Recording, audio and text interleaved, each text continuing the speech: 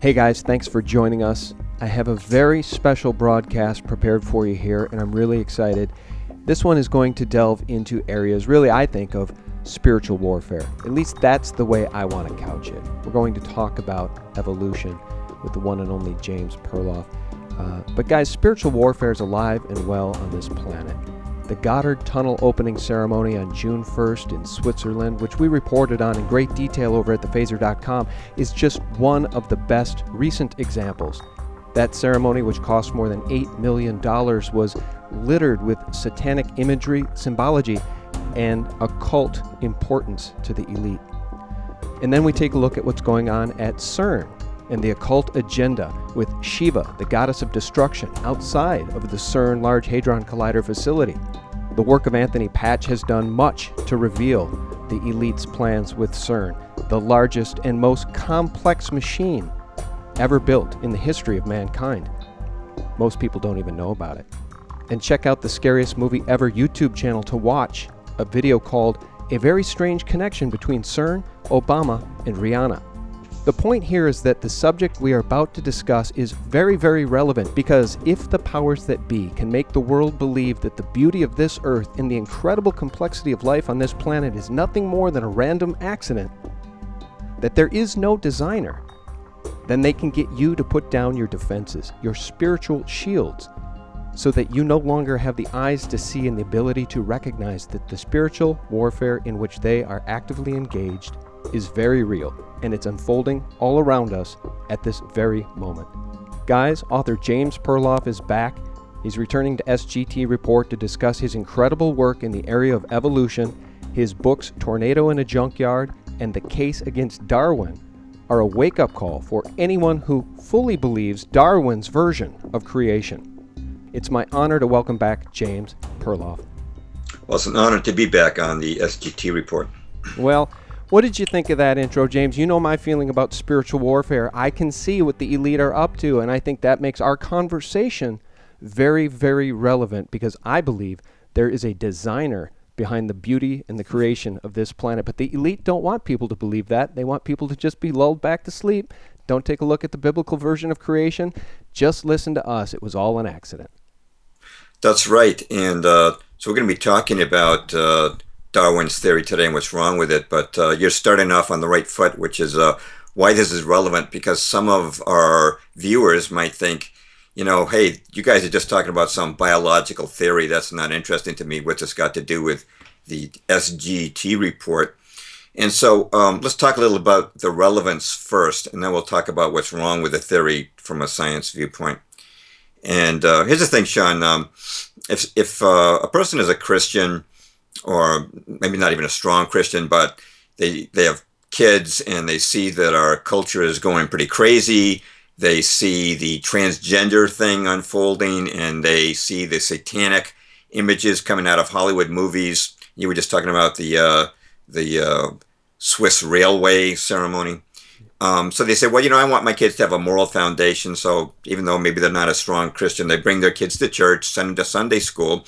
And what do they learn in church and in the Bible? They learn that God created the heavens and the earth, and that God created all life forms, and that God created man in his image, and that's all in the book of Genesis. However, if your kids are going to public school, they are now hearing something else. They're hearing that God didn't create the heavens and the earth. The Big Bang, an all-natural event, did that. And God didn't create life forms. Life forms simply came about because chemicals randomly came together in an ancient primordial soup and formed our single-celled ancestors, which then evolved. And man is not created in the image of God. According to the theory of evolution, he's actually created in the image of ape. We just evolved from these ape-like creatures through natural selection and survival of the fittest. Now, if your child is a thinking child, he or she is going to start to ask a question, and they're going to say, I'm hearing two different stories here. Who's right? Is my Bible right, or is my science teacher right? And a lot of these kids, Sean, they'll say, maybe that stuff I'm hearing in church is just a bunch of hooey. I mean, what does the pastor know? He went to seminary, big deal. These science guys, they establish things through scientific method, and if evolution has been established to be a scientific truth, it must be true. And these kids, many of them give up on God. In fact, I want to give you a quote. This is from the leading spokesperson for evolution of the 20th century, Julian Huxley, the brother of Aldous. He said this, quote, Darwinism removed the whole idea of God as the creator of organisms from the sphere of rational discussion. So, unquote. So, according to Huxley, you're not even rational if you still believe in God after being exposed to Darwin. And I do want to mention, I think it is important to mention that some people will say, hey, I went to school and I studied evolution. It didn't harm me any. What's the big deal? And, I believe in the Bible and evolution. You got a problem with that? And actually, I do have a little bit of a problem with that because if you look at the account of creation in the Bible of Adam and Eve, it's radically different from Darwin's theory of millions of years and evolving from apes. Now, some people will try to symbolize the Bible and say that Adam and Eve were just symbolic of 8 men. But, if they're symbolic, where does the Bible stop being symbolic? And the main thing I want to stress is even though some people say, yeah, what's the big deal? I think they're compatible. A lot of people look at it and see it's clearly a contradiction. And they give up on the idea of God altogether and become atheist or agnostics. And I'm going to give you some examples of that, but let me pause here. I don't want to. Yeah, well, no, I agree with you, and I want to just jump in and say that, Charles Darwin lived from 1809 to 1882, James. Do you think science has gotten a little better since then? I want to ask you what's wrong with Darwin's theories. But before I do that, I want to point out to people that science has gotten a whole lot better, guys. CERN is an amazing accomplishment. They hatched the idea in the 50s. It took them this long to get the thing up and running. And it reminds me of the Tower of Babel. I think CERN is a modern-day Tower of Babel. And the people behind CERN want to rip open the veil. They want to see God. They want to see the God particle. They want to be gods, essentially. And I think it's very, very dangerous. It's a slippery slope. And the reason I bring it up is because I think it speaks to, as does the Goddard Tunnel ceremony, what they really believe. So whether or not, James, our listeners are spiritual, whether they're atheists, it really doesn't matter because the elite believe something. I think they believe in a satanic agenda, satanic power, that they're pursuing at a very, very rapid pace, which again is why this conversation is so very relevant. I hope that even the atheists will stick with us here because I promise you, James is going to take us on a path that is really going to make you think. James, what is wrong with Charles Darwin's theories? If I can just back up for a moment, I just wanted to exemplify what I was saying before about atheism and agnosticism coming out of Darwin's theory. Yeah. Because I wanted to actually give you some examples just to make it clear how relevant this is and why they wanted this to happen from the theory. I was an atheist at one time, and I was not raised in a religious home. But I didn't have any adversity towards the Bible until the 6th grade, Lexington, Mass, public school, Parker School, elementary school. 6th grade, my teacher, Mr. Horowitz, was teaching us evolution. And I had a little classmate who was a Christian, and she raised her hand and said, well, Mr. Horowitz, that's not what the Bible says. And he looked at the girl with almost pity in his eyes, and he said, well, I'm sorry, dear, but science has proven that the Bible is wrong. And my classmates piped up. They said, yeah, science has proven the Bible is wrong. It's a bunch of malarkey. Didn't you even know that? And Sean, this is a very significant moment in my life because this is the moment that I said, oh, so the Bible's just an old myth and God doesn't really exist. God is just, like the Easter Bunny or the Tooth Fairy, it's just an old myth. And I didn't know it, but I was taking the first step towards being an atheist, which I became. And I also became a left-wing hippie. And I don't know if you ever noticed this, Sean, but atheists and agnostics tend to be left-wingers and not conservatives politically. But let me give you 4 quick examples of other people that this happened to, just so people won't think it's just me, okay? There was this Boy Scout who was in the news a few years ago. He was threatened with expulsion from the Boy Scouts because he was an atheist, and you're supposed to be believing God in the Boy Scouts, at least at that time. His name was Darrell Lambert, and I'll give you an exact quote. This is what he told the media. He said, quote, I'm an atheist, I believe in evolution, unquote. And so the same thing that happened to me happened to him. He was taught the theory of evolution, thought that it discredited God. To take a more famous individual, E.O. Wilson, biologist at Harvard University, wrote this, quote, as were many persons from Alabama, I was a born-again Christian. When I was 15, I entered the Southern Baptist Church with great fervor and interest in the fundamentalist religion. I left at 17 when I got to the University of Alabama and heard about evolutionary theory, unquote. Now, to take it into the geopolitical sphere, we know, well, most of us have heard of Andrew Carnegie, the steel magnate. Some people said he was almost as rich as John D. Rockefeller, atheist and founder of the beloved Carnegie Endowment Foundation, right? All right, here's a quote from his autobiography. Quote, when I, along with 3 or 4 of my boon companions, was in this state of doubt about theology, including the supernatural, and indeed the whole scheme of salvation, I came fortunately upon Darwin's works. I remember that light came as in a flood, and all was clear. Not only had I got rid of theology and the supernatural, but I had found the truth of evolution, unquote, Andrew Carnegie. And one more, let's go from capitalism to communism. We've all heard of Joseph Stalin, mass murderer of millions, dictator of the Soviet Union. I'm going to quote from a book published in Moscow in 1940.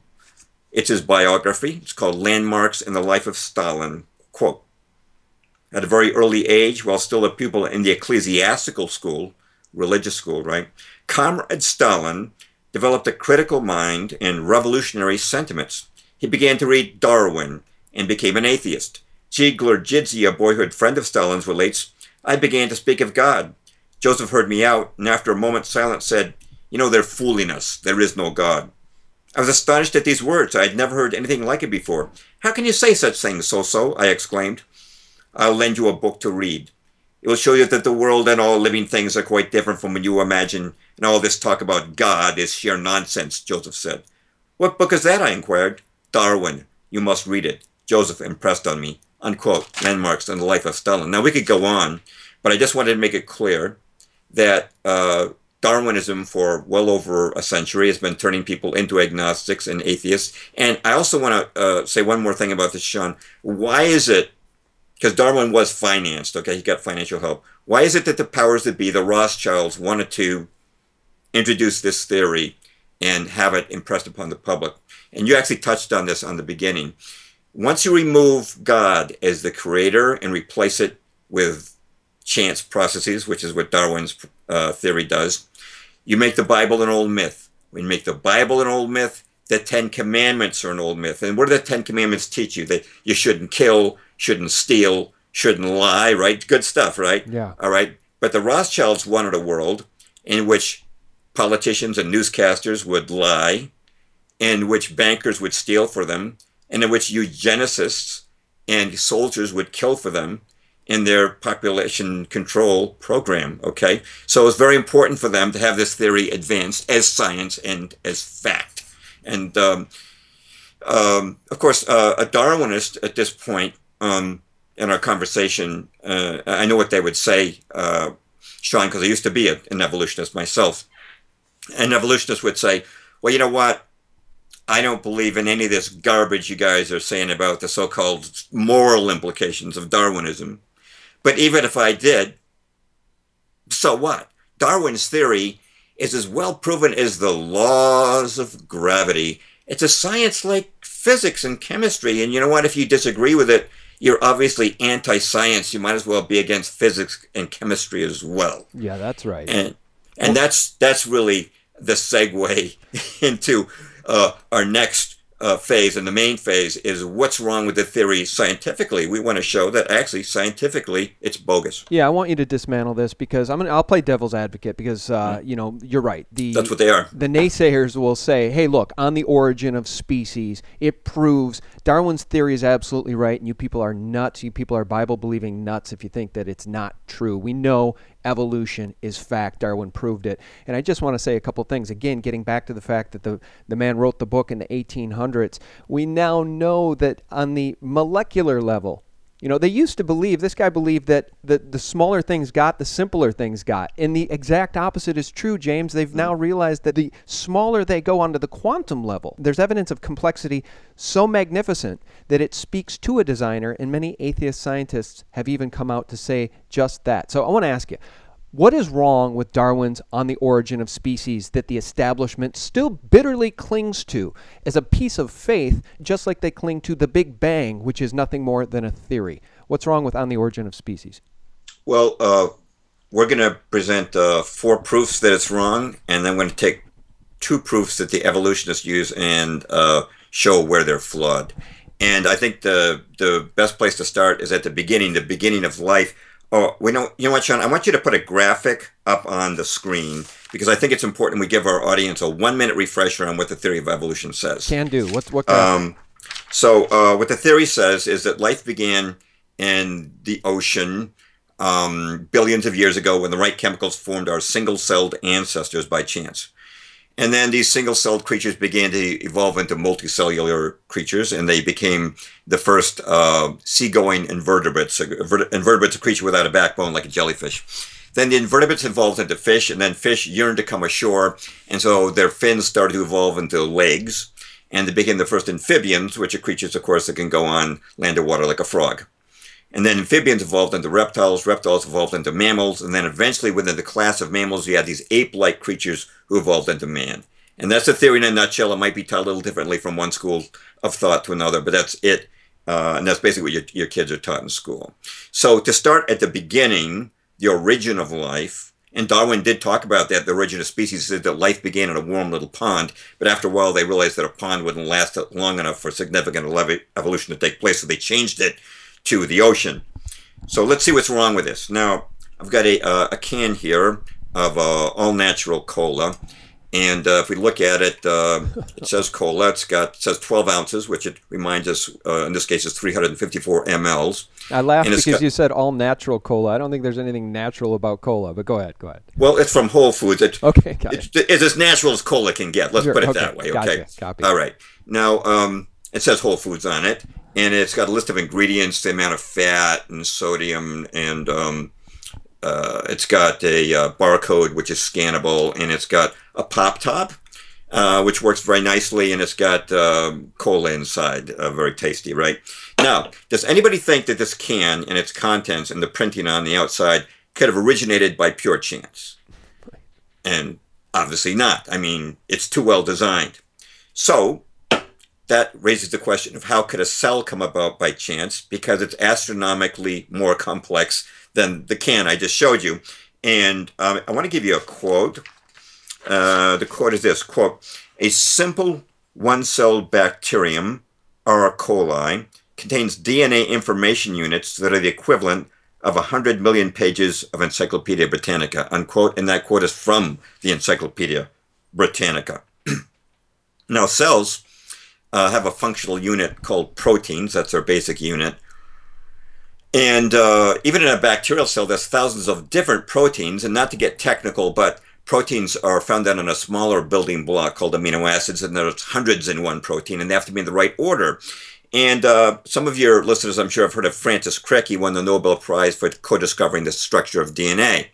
And he calculated what the odds would be of getting a protein by chance, in the ancient ocean. You know what the odds are, according to Francis Crick? The odds are 1 in 10 to the power of 260. And if you want to know how big a number that is, you couldn't fit that many electrons in the known universe. Mathematicians usually say that anything with odds greater than 1 in 10 to the power of 50 is impossible. So it would be impossible to get one protein by chance, let alone the thousands a cell would need. And think about it. A cell would need the ability to ingest nutrients, expel waste. And really think about this one.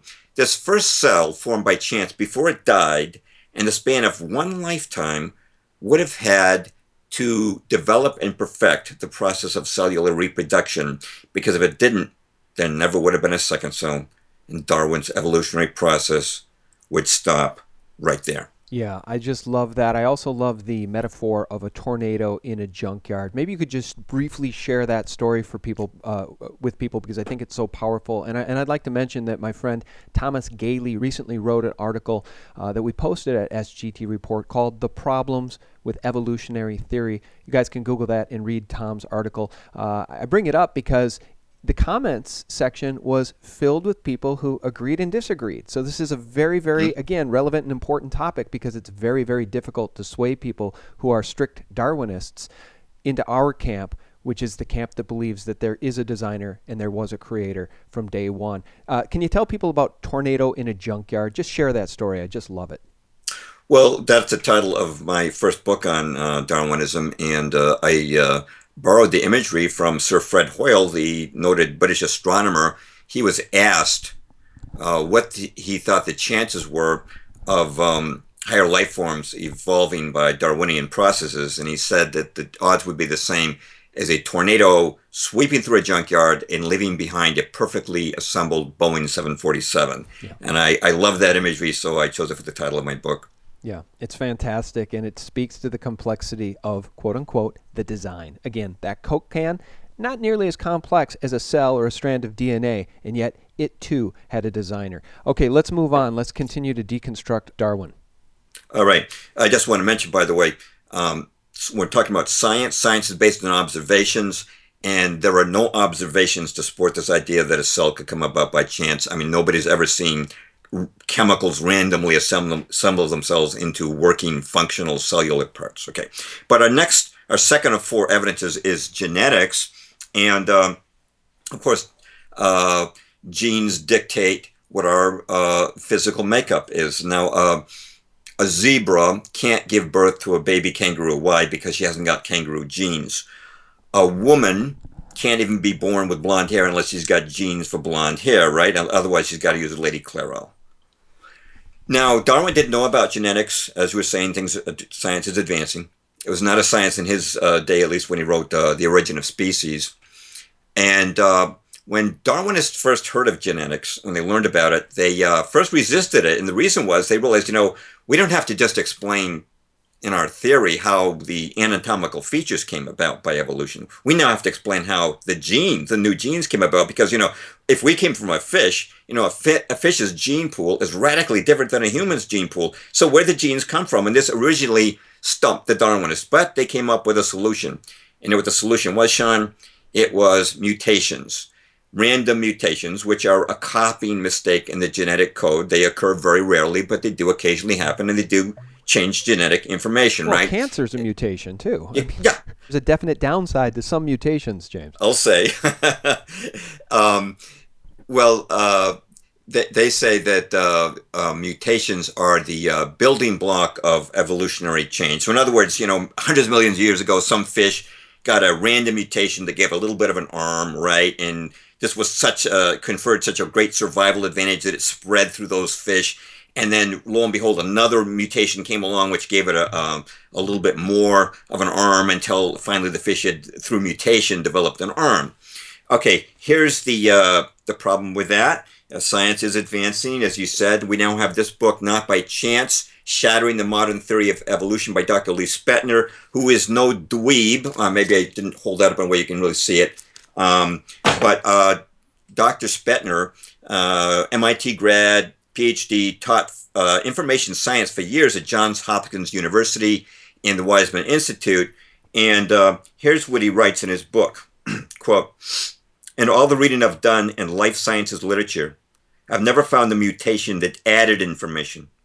All point mutations that have been studied on the molecular level turn out to reduce the genetic information and not increase it," unquote. So what he's saying here is mutations... I'm sorry. They're destructive. Mutations can be destructive. They are almost universally destructive. They always destroy function. They never add it. Right. They always reduce information, never increase it. Now, just again, science is based on observation. So what do we observe mutations do to human beings? They give you sickle cell anemia, cystic fibrosis, Down syndrome, hemophilia, and about 4,000 other genetic diseases. They never improve us, yet they're supposed to be the building blocks of evolutionary improvement, right? And now, I want you to put another graphic up on the screen for our viewers, because evolutionists will object at this point and say that there are such a things as beneficial mutations. And the one I want you to put up is the one called sickle cell anemia. Now, I've been on radio and had an evolutionist call up and say, sickle cell anemia, and this is a common argument, by the way, sickle cell anemia is a wonderful example of how mutations create evolution. Now, why do they say this? What's the benefit of sickle cell anemia? Because it's a disease.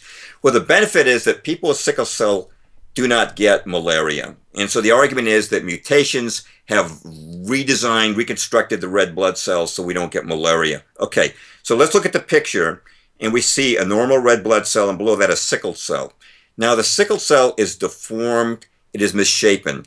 The function of red blood cells is to transport oxygen. It's lost function. It does not transport oxygen as well as a normal cell. It clogs your arteries. It causes intense pain. And I used to work with sickle cell victims back in the 70s. And back then, before medical advances, it was common for people to die in their 20s from this disease. Nobody hopes that their child will get sickle cell anemia because it prevents malaria.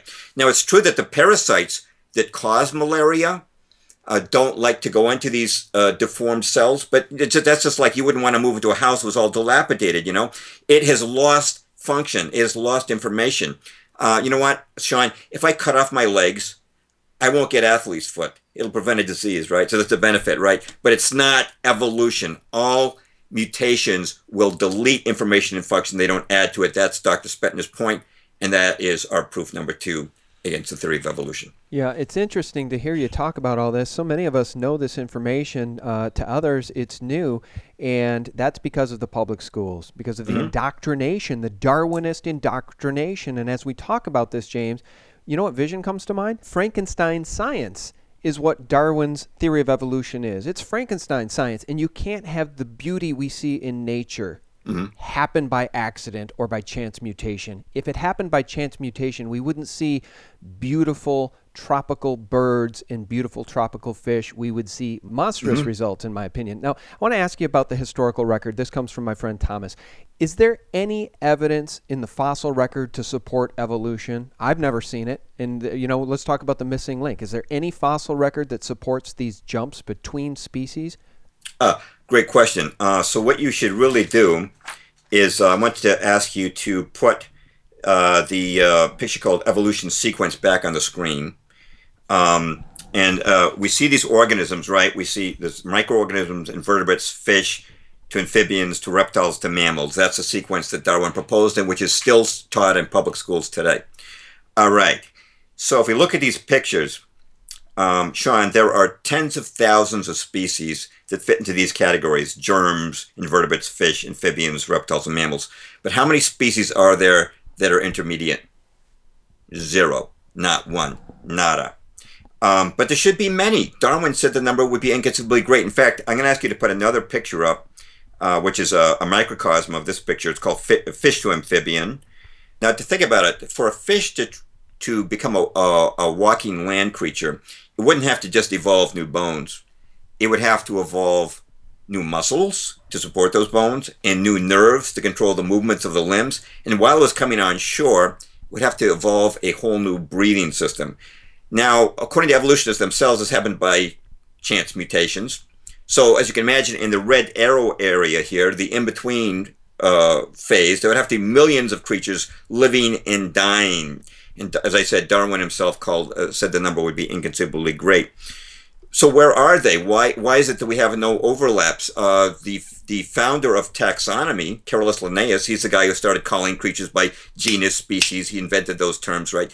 He was against evolution because he saw there were no overlaps. So how did Darwinists explain this? Here's how they explain it. All the intermediate transitional forms became extinct. That's convenient. Okay.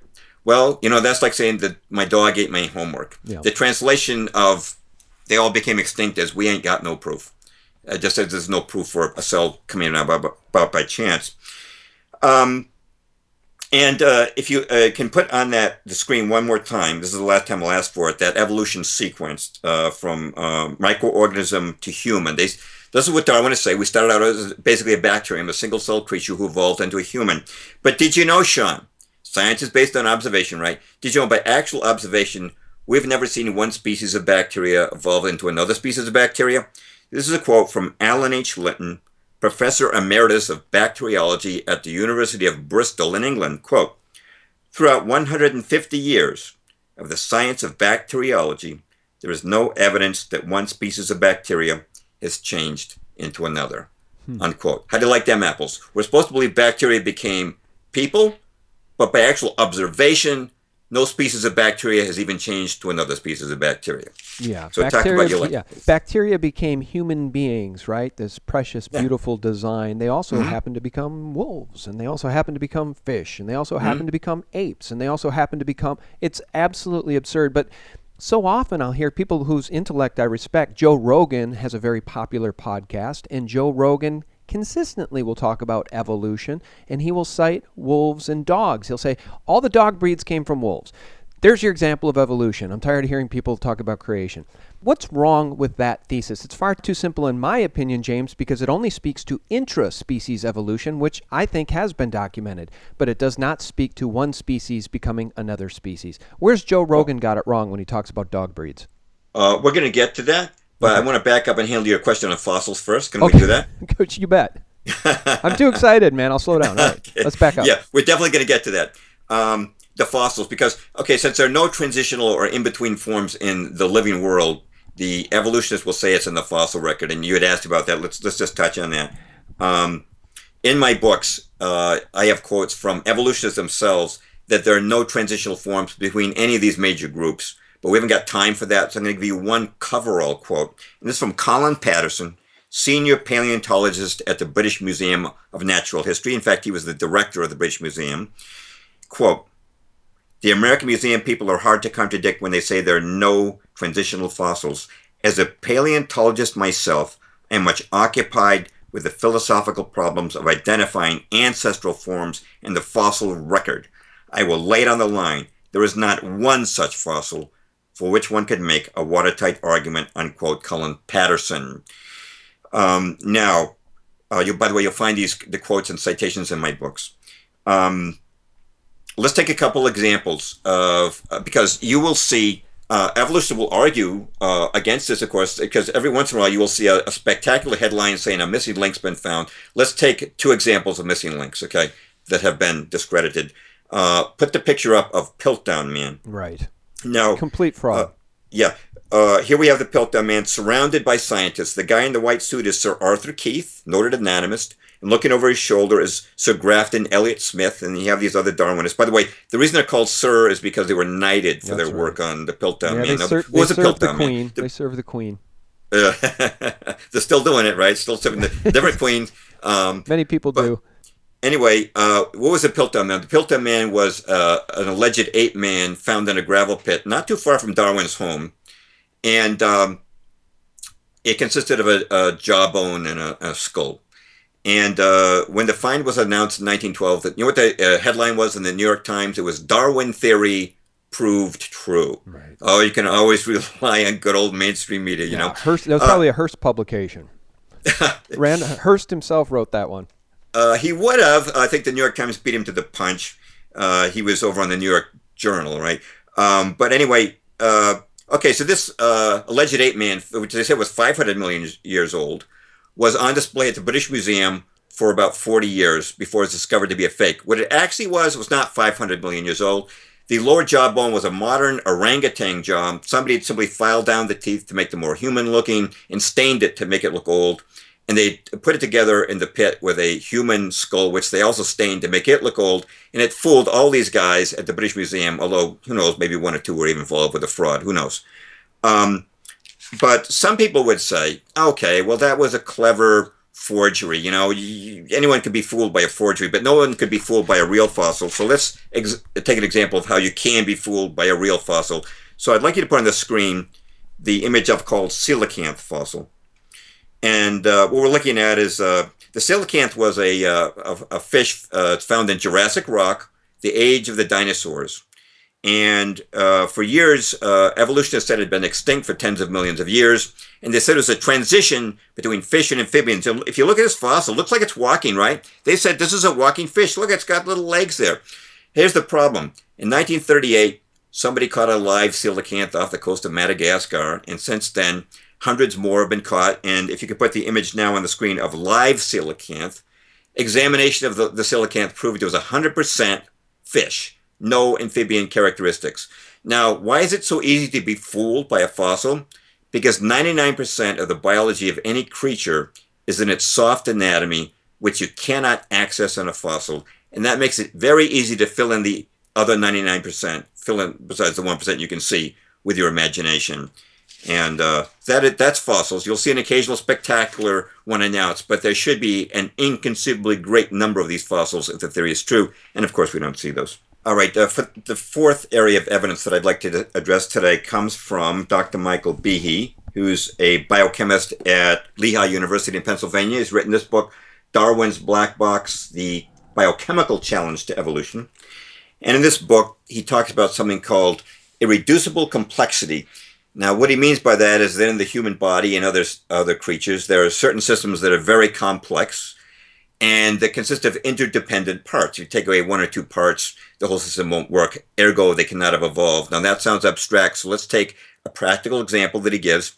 If we get a cut and we bleed, the body stops that with a blood clot. Now, blood clot might look simple to the naked eye, but it's actually a very complex process. Sean, if you could put up on the screen what I called blood clotting cascade. It's well over a dozen steps to make a blood clot, and a person with hemophilia, which is a disease caused by mutation, is missing factor VIII, which I've circled there, and they're at high risk for bleeding. Now, if you were missing 2 or 3 factors in the blood clotting process, no chance for survival, you'll bleed to death. So here's the question Dr. Behe asked. How could evolution have produced this? Because in the Darwinian model, blood clotting would have evolved over eons as random mutations introduced each step of the process. But that doesn't work. 3 steps won't do you any good. 6 won't do you any good. Or 9. If you've only got 9 steps of the blood clotting process, you'll bleed to death. And if you bleed to death, you can't pass on the incremental stages to the next generation. And so the point that Dr. Behe makes is that this whole system had to be in place from the very beginning, which would indicate an intelligent designer. Now, he goes on, he shows the same thing with human vision. What came first? Was it the retina, the optic nerve? They've all got to be there. Same thing with the immune system. What came first? Antibodies, white blood cells, they all have to be working together. So Dr. B is not a Bible thumper, but his point is that there are systems which evolution cannot explain. That's our fourth and last evidence against evolution. But if we have time, I'd like to take 2 evidences, including Joe Rogan's, that evolutionists use and look at the flaws in them. Oh, yeah, please do. Let's talk about Rogan's thesis that, all dog breeds that we see have come from the wolf, so it's a proof of evolution. But that's just an intra-species example. Where does Rogan have it wrong? Just what you said. Okay, if your kids go to public school, the teacher will say something like this. They'll say, kids, how can those crazy intelligent design people say there's no evolution? There's a gazillion examples of evolution around us, and they'll use dog breeding as an example, the various breeds of dog. They'll say plant breeders develop new breeds of corn, and racehorse owners develop faster racehorse owners. So they'll say, look, if you get a little bit of change over a little bit of time, you could get unlimited change over unlimited time, and thus the theory of evolution is true. So let's see where this is wrong. Let's see where it's flawed. Let's take dog breeds, and if you could put the picture up that I gave you called dog breeds. It's true that there are a lot of different dog breeds, but dog breeders didn't put new genes to these dogs. God endowed dogs with a rich gene pool. The fact of the matter is that dogs are all part of a single species. And so what we want to stress here is that variation within a type, and that would include the wolf, okay, because wolves, coyotes, and dogs can all interbreed. Variation within a type is not the same thing as evolution, which is changing one kind of animal to another, changing a fish to an amphibian to a reptile to a mammal. Totally different. Now, to make this a little clearer, if you could put up the graphic called human race, we take a look at the great variety among human beings, everything from African pygmies to Japanese sumo wrestlers, right? There's over 7 billion people on Earth, and no 2 are exactly alike. And why is that? Because God gave us a rich gene pool, and that is a very intelligent design for man, because it's that rich gene pool that gives us our individual identity. Sean, if you and I had the exact same genes, we couldn't be told apart. We'd sound alike, we'd look alike. But even though nobody looks exactly like you, Sean, and probably nobody ever has, that doesn't mean you represent a new phase in evolution. It just means you're a variation within humanity, totally different from evolution. Now, can racehorse owners develop faster racehorses? Yeah, if you take a fast female horse and mate it with a fast male, you might get a fast offspring. Maybe it'll win the Kentucky Derby, but there's a limit to the change you'll get. That horse is not going to go 1,000 miles an hour, and you're not going to be able to change it into an elephant. So, as people within the creation intelligent design community, we acknowledge, yeah, there is change, but there's a limit to that change. And by the way, if people think that DNA could have come out by chance, let me just quote Bill Gates. He said, quote, DNA is like a computer program, but far, far more advanced than any software we've ever created, unquote. So if you don't think the codes for Windows 7 could come about by chance, neither could the codes for the genetic code. Yeah, and as we wrap this up, I just want to say again, take a look at the science coming out of CERN. Take a look at what they're doing over at CERN. It's really not being reported upon by the Mockingbird mainstream media. The development of CERN took place really largely in secret. What they're doing really is largely a secret. And if you take a look at the advances in science, molecular biology, sending rockets into space, real hardcore science. This conversation, James, leaves me thinking that Darwin's version of science has about as much science in it as Scientology. So tell me what's wrong with Darwin's version of science. Okay. Just to wrap up here, again, Darwinists will commonly say that the theory of evolution is a science like the laws of gravity. It's like physics and chemistry. And so let's just look at that. Physics, there you go, the laws of gravity, right? Chemistry, in chemistry, there's a law that water will boil at 100 degrees centigrade, and that can be tested over and over again. Now, suppose I had a theory that water can boil at 73 degrees centigrade. It'd be easy to disprove my hypothesis. All you got to do is warm water up to 73 degrees, it won't boil. But let's compare that to the claims of evolution. Charles Darwin said, you know why we have so little body hair? It's because our ape ancestors preferred mates with less hair. Now, how do you disprove that? How do you test something that only exists as an idea in the brain of Charles Darwin? To take one other example, there's a paleontologist, Donald Johanson, who found some bones in Africa, which he called Lucy. And he said that Lucy is our ancestor, and he based this on the fact that he believed some of the bones indicated that Lucy may have walked upright. Now, how do you prove that Lucy is not our ancestor? You really can't. You see, physics and chemistry consist of things that you can test right now in present time in a laboratory. Darwinism consists of speculations about things that Darwinists think happened millions of years ago, and there's no way you can test things that happened millions of years ago with the same authority as you can test the present. Well, I'll tell you what, James. You and I probably are not going to be able to convince any hardcore atheists who believe they have science on their side to come over to our camp. But I just want to leave people with this. Again, we started with commenting on spiritual warfare. At least I did. It's alive and well on planet Earth, folks. And the people that control the paradigm, the Rothschild bankers, the Vatican, the people at the very tippy top of the pyramid that James mentioned earlier in the interview, these people don't want you to know what they're up to. They don't really want you to know their spiritual agenda, which is to worship a beast system, which they are now ushering in at a very rapid pace. Again, look at the Goddard Tunnel opening ceremony on June 1st. It cost more than $8 million, and it tells the narrative of what they believe, who they worship, and what they want to do to humanity. It's time to wake up. It's time to recognize that spiritual warfare on planet Earth is alive and well. And if you believe Darwin's strict theory of evolution, you're believing what the Rothschilds, the Rockefellers, and the controllers want you to believe. I can't thank you enough for your time, James. This was a gripping conversation. And last time we had you on, I think we put one of your books up on Amazon's top sellers list. Let's tell people about your books. Let's support James, guys. You can get a copy of Tornado in a Junkyard and or The Case Against Darwin from James Perloff's site, jamesperloff.com, or head directly to Amazon. James, anything else we can do to support you? No, I should just mention these books are older. They were published in 99 and 02, but the principles are pretty timeless. And of course, you don't have to go to read one of my books to get the facts on evolution. If you go to my website, jamesperloff.com, I've got a links page, and near the top, there's some links to creation and intelligent design.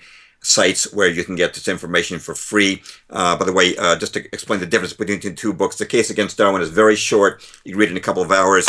The Tornado in a Junkyard book is intensive. It's over 300 pages long, almost 700 footnotes, and it goes into things that we don't have time to in a show like today's, like dinosaurs and the Scopes trials and things of that nature. Very, very complex and detailed. All right. Well, very good. Guys, get the book. Support James' work. Let's get him back up on the Amazon bestseller list. That was fun to hear. Yeah, that was a lot of fun to do. And a lot of, we've got great listeners, as you know, James. We have very supportive listeners, wonderful people. James, it's really been my great honor to have you on again. Our last interview, we talked about Truth is a Lonely Warrior and the Shadows of Power. Guys, that'll give you the big picture about the Rothschild banking dynasty and the other banking families that want to enslave humanity. Our guest has been James Perloff. Check him out at jamesperloff.com. And once again, James, thanks so much. Thank you, Sean. It's been a pleasure. Pleasure is all mine. And guys, if you stuck with us through this lengthy interview, thank you. I hope you got something out of it, and perhaps you'll share it with your friends, family, and colleagues. I think it's an important conversation to have. We live in turbulent times. We're trying to keep our finger pointed directly at the enemies of humanity. Thanks so much for your support at sgtreport.com and thelibertymill.com. Real news 24/7. May God bless you and your family, and have a terrific week ahead. We really love you guys. Hang in there. Thanks for listening.